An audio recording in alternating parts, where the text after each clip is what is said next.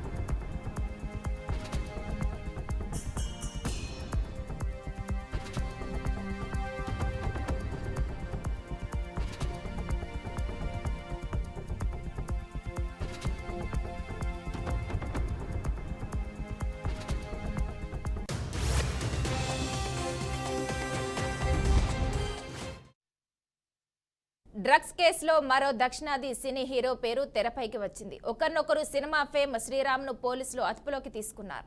ఓ రాజకీయ నేత నుంచి శ్రీరామ్ డ్రగ్స్ కొనుగోలు చేసినట్లు ఆరోపణలు ఉన్నాయి. చెన్నై నార్కోటిక్ ఇంటెలిజెన్స్ పోలీసులు విచారిస్తున్నారు. ఇక సుంకంబాకం పిఎస్లో ప్రస్తుతం శ్రీరామ్ను విచారిస్తున్నట్లుగా తెలిసింది. రాజీవ్ గాంధీ ప్రభుత్వ ఆసుపత్రిలో శ్రీరామ్కు వైద్య పరీక్షలు నిర్వహించారు. ఇప్పటికే ఈ డ్రగ్స్ కేసులో ముగ్గురిని అరెస్ట్ చేశారు. నటుడు శ్రీరామ్ అలియాస్ శ్రీకాంత్ స్వస్థలం తిరుపతిగా గుర్తించారు. ఒకరినొకరు సినిమాతో పాటు పలు తెలుగు సినిమాల్లో కూడా శ్రీరామ్ నటించారు.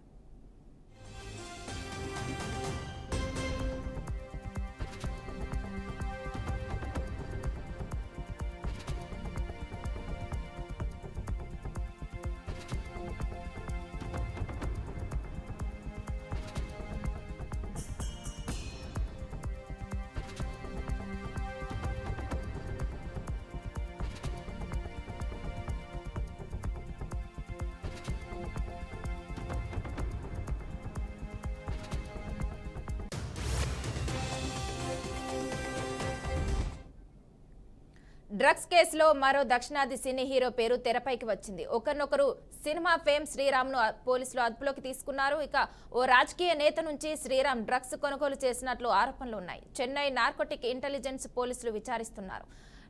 సుంగంబాక్యం పిఎస్లో ప్రస్తుతం శ్రీరామ్ను విచారిస్తున్నట్లుగా తెలిసింది. రాజీవ్ గాంధీ ప్రభుత్వ ఆసుపత్రిలో శ్రీరామ్కు వైద్య పరీక్షలు నిర్వహించారు. ఇప్పటికే ఈ డ్రగ్స్ కేసులో ముగ్గురిని అరెస్ట్ చేశారు.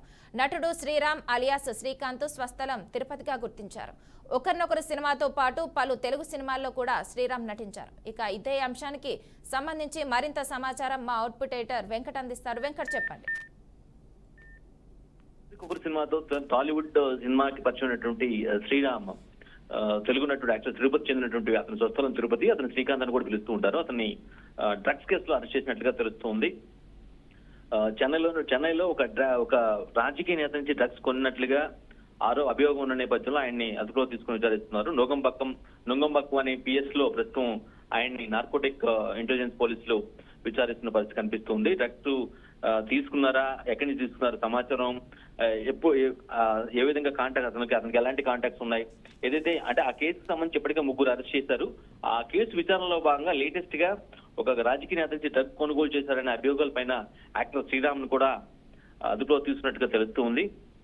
దీనిపై ఇప్పటికే కొంత సెలబ్రిటీ కాబట్టి కొంత సీక్రెసీ మెయింటైన్ చేస్తూ విచారిస్తున్నట్టుగా తెలుస్తుంది. కొంత ఇప్పటికే అరెస్ట్ అయినటువంటి వ్యక్తుల దగ్గర నుండి సమాచారం కూడా సేకరించి ఇతనితో కంపేర్ చేస్తున్న పరిస్థితి కనిపిస్తుంది.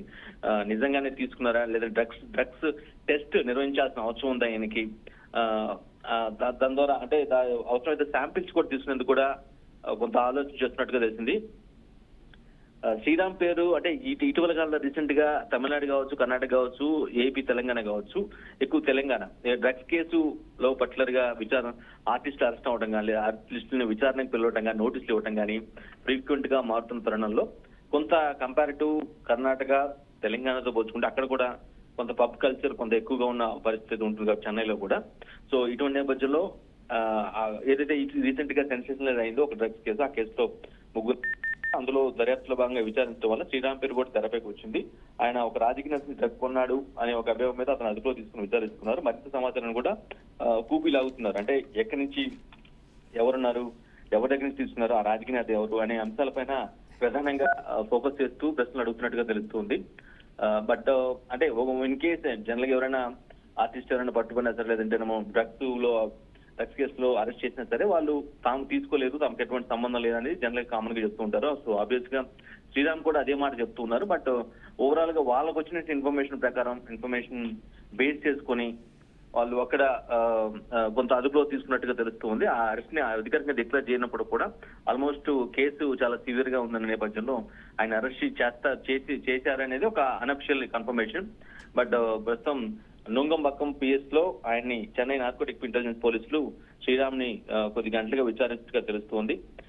మేబీ అఫిషియల్ కన్ఫర్మేషన్ వన్స్ కొంత ఇన్ఫర్మేషన్ తీసుకున్న తర్వాత ఆయన అరెస్ట్ నిర్ధారించడమా, లేదంటే కేసు సంబంధించిన డీటెయిల్స్ బయటికి చెప్పడం అని తెలిసే అవకాశం అయితే కనిపిస్తుంది.